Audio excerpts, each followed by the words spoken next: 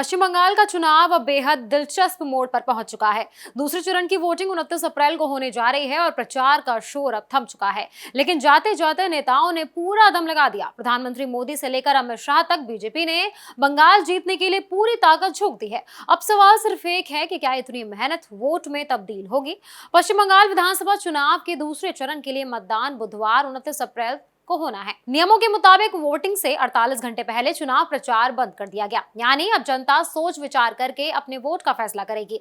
इस बार बंगाल का चुनाव काफी गर्म रहा। एक तरफ राज्य की सत्तारूढ़ पार्टी टीएमसी है, जिसकी कमान ममता बनर्जी संभाल रही है। दूसरी तरफ बीजेपी है, जिसने इस चुनाव को जीतने के लिए पूरी ताकत लगा दी है। बीजेपी के सबसे बड़े प्रचारक पीएम मोदी रहे। उन्होंने बंगाल में 21 रैलियां और 3 रोड शो किए। कई इलाकों में बड़ी भीड़ देखने को मिली। बीजेपी का पूरा फोकस था कि जनता तक सीधे पहुंचा जाए और बदलाव का संदेश दिया जाए। पीएम मोदी ने सिर्फ मंच से भाषण ही नहीं दिए, बल्कि लोगों के बीच जाकर अलग अंदाज भी दिखाया। झाड़ग्राम में वो अचानक एक दुकान पर रुके, झालमुड़ी खाई और खुद पैसे भी दिए। इससे बीजेपी ने यह संदेश देने की कोशिश की कि वो बंगाल की संस्कृति और लोगों से जुड़ना चाहती है।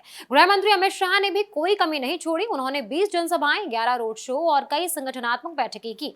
बीजेपी के कार्यकर्ताओं में जोश भरने और बूथ स्तर तक तैयारी मजबूत करने पर खास ध्यान दिया गया। इसके अलावा बीजेपी के दूसरे नेताओं ने भी जमकर प्रचार किया। स्थानीय नेता शुवेंदु अधिकारी ने 60 से ज्यादा जनसभाएं की हैं। दिलीप घोष ने 35 से 40 कार्यक्रम किए।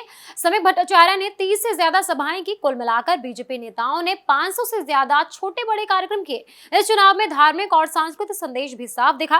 प्रधानमंत्री मोदी ने थंथानिया कालीबाड़ी, दक्षिणेश्वर काली मंदिर, बेलूर मठ और मथुआ ठाकुरबाड़ी में दर्शन किया। अमित शाह ने इस्कॉन मंदिर, रामकृष्ण मिशन केंद्रों और गंगा सागर जाकर पूजा पाठ किया। बीजेपी ने इसके जरिए हिंदू मतदाताओं तक संदेश पहुंचाने की कोशिश की। वहीं दूसरी तरफ टीएमसी लगातार बीजेपी और केंद्र सरकार पर हमला करती रही। ममता बनर्जी ने बंगाल की पहचान, स्थानीय मुद्दों और राज्य के अधिकारों को चुनावी मुद्दा बनाया। उन्होंने बीजेपी पर बाहरी राजनीति करने का आरोप लगाया। अब सबसे बड़ा सवाल यह है कि क्या बीजेपी की इतनी बड़ी मेहनत रंग लाएगी? क्या मोदी और शाह की रैलियां वोट में बदलेंगी या फिर ममता बनर्जी अपनी पकड़ बनाए रखेंगी? इसका जवाब अब जनता के हाथ में है। 29 अप्रैल को दूसरे चरण की वोटिंग होगी और 4 मई को नतीजे सामने आएंगे। तब पता चलेगा कि बंगाल की जनता ने किस पर भरोसा जताया है। फिलहाल बंगाल की सियासत में माहौल गर्म है, लेकिन प्रचार थम चुका है। अब नेताओं की नहीं, जनता की बारी है।